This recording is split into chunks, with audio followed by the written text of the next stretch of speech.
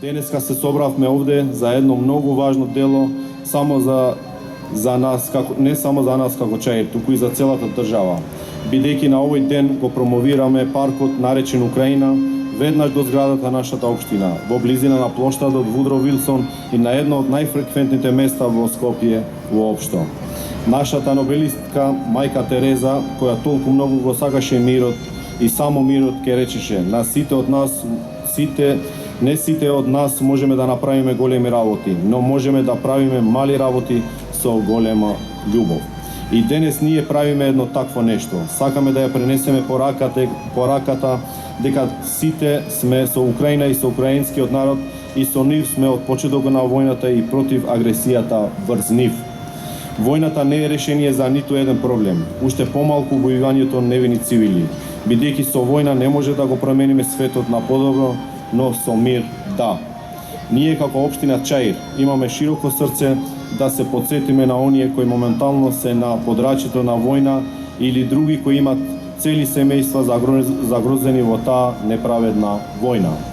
Затоа, драги присутни, денес заедно ја пренесуваме пораката дека секогаш ќе бидеме со Украина и со украинскиот народ, исто како и нашите пријатели Европската Унија и Соединетите Американски држави. Од сега, секој што ќе помине низ овој парк ќе се сеќава на Украина и украинците. Околу 70.000 наши жители и исто толку жители од околните општини. На крајот би сакал да ви се заблагодарам, Ваша Екселенцијо, што позитивно одговоривте на нашата идеја. Па дури нашите тимови има одлична соработка во текот на организирањето на овој настан, што ги изближи нашите две институции уште повеќе. Се надевам дека наскоро ќе дојде мирот во Украина и еден ден на величествен начин ќе ја прославиме соработката со украинските општини. И овие деца кои се денес со нас, еден ден ќе ги запознаат своите врсници од Украина. Ви благодарам на вниманието. Ви фалим дерет првоменген. Денес, на 7 јуни, се собравме по повод на овој прекрасен парк во општина Чаир, да му го доделиме името Украина. Овој предлог на градоначалникот на општина Чаир, господин Висарганио, беше одлична вест. Ова инспиративна вест понуда беше многу контрастна во споредба со вестите што секојдневно ги добиваме од самата Украина.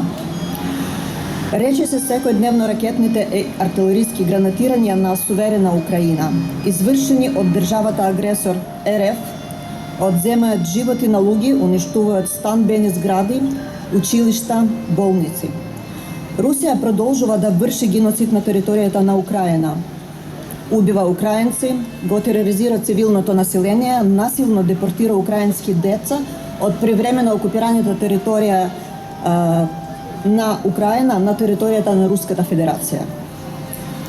Од почеток на инвазијата од голем размери на РФ во Украина, русите убија речиси 500 деца, повредија 1000 деца и депортира 20.000 деца на територијата на РФ, додека речиси 400 деца да сметаат за исчезнати.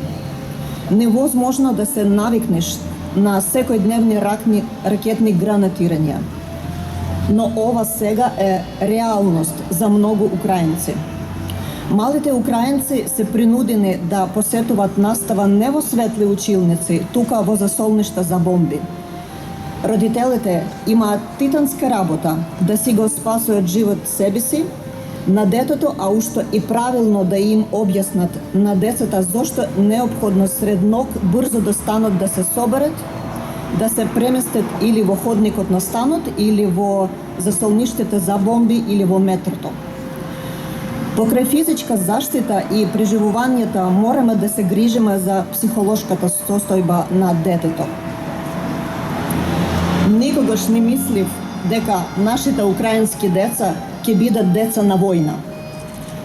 Војна која се започна председателот на РФ и неговата банда злосторници во Кремљ. Што се однесува до привиот човек на Кремљ, Меѓународниот кривичен суд издаде потерница по него во врска со присилната депортација на украинските деца во Руската Федерација, а што се однесува до другите злосторници, прашање на време е кога ќе бидат изведени пред лицето на правда за убиства, тортурата и геноцид на украинците. Државата терорист Русија море да биде поразена. Целиот демократски свет и помогна на Украина. Северна Македонија е одна од оние држави која мегу првите помогна на Украина. Северна Македонија ги поддржува и споделува европските вредности, владинеите на право, слободниот развој на човек и личноста. Украина и благодарна на Северна Македонија за укажаната хуманитарна и воена помош, постојаната поддршка во меѓународните организации и поддршката за евроатлантски аспирации на Украина. Денес имаме светла можност да добиеме од општина Чаир на град Скопје морална и духовна поддршка која е безценита. Ние со голема благодарност ги прифатаме овој израз на сочувство за украинците кои се најдоа во неволја наречена руската агресија. Ова е толку мокна манифестација на благородноста на срцето и желбата да се помогне, што со својата животворна енергија ќе му даде уште поголема сила и мок на украинскиот отпор. Посакувам овој парк на Украина во општина Чаир да биде светол, расцутен, пријатен, исполнет со детска радосна смеха, детска забава. Детството нека биде светло, мирно, полно со љубов. Искрено вим благодарам за овој толку голем подарок, за добрината и силата на духот. Ви благодарам многу. Сакам да кажам од срце на цела Украина. Веќе 15,5 месеци имаме таа болка. Болка со што нашите деца, нашите родители, сите возрастни изгубивме сон, изгубивме мир, изгубивме градови, цели градови срамнети со земја. Вчера се случи екоцид. Тој екоцид може да се спореди само со нуклеарна бомба, само што нема нуклеарно загадување. Градови потопени, куќите снесени, стока, животни, сите гинат од што? Од тоа што само еден човек се решил да се докажува во 21 век со војна и да ги зафаќа туѓи територии.